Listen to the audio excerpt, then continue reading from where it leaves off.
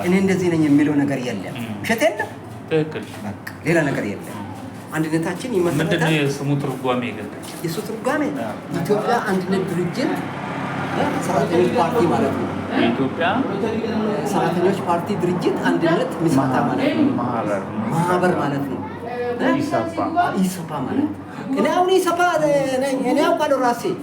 ስለዚህ ይሄ እንደዚህ ነው፣ ይሄ እንደዚህ እንትን ዘረኝነት የሚመራ አንድነት በኢትዮጵያ አንድነት ድርጅት ማለት እንጂ እኔ በሃይማኖቴ በእንትኔ የሚመራ አይደለም። በአንድነቷም ይብራታል። ያኔ እንደዚህ ክፍፍል ነበር እንዴ? አልነበረም። አውራጃ ነው። በአውራጃ አውራጃም የለም። ኢትዮጵያ አንድነት ድርጅት ነው። ኢሰፓ ነው። የኢትዮጵያ ሰራተኞች ፓርቲ አንድነት ድርጅት ነው እንጂ ይሄ ኦሮሚያ ክልል ይሄ አማራ ክልል የሚል የለም። አሁንም ቢሆን እንደዛ ነው። አሁንም አመራሩን ለስንት ነው የሚከፍለው?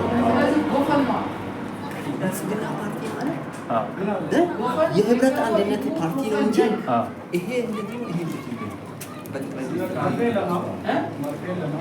ኦኬ። ያም ከዛ የተቀዳ አይነት ነገር ይዘት አለው።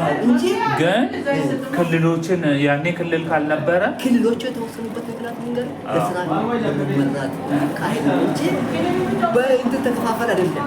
አሁንም ሚኒስትሩ ሊቀር በሂደት ተከፋፈል አይደለም። ገብቷል።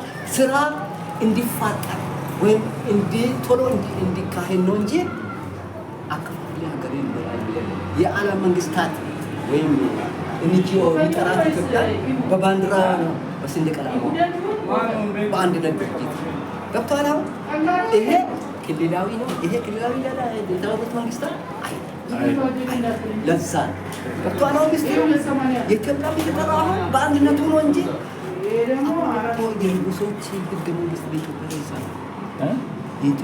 የንጉሶች ህገ መንግስት ለምሳሌ ለምን በለኝ አፄ ኃይለ ሥላሴ በ54 ዓለም መንግስታት ላይ ፈርመዋል። አራት ሀገራት ላይ ፈርመዋል። ያ ህግ ይጸናል። የፈለገ ነገር ቢሆን በኦሮሚያ ክልል ቢታድ ፖሊስ ሰራዊት ያሰለጠነ ፖሊስ የሚጠራው በህጉ መንግስት በአንድነቷ መንግስት ኦሮሚያ ክልል ይባላል። አማራም ክልል ሄድ በአንድነቷ መንግስት ነው። ደቡብ ክልል ብታይ በአንድነቷ መንግስት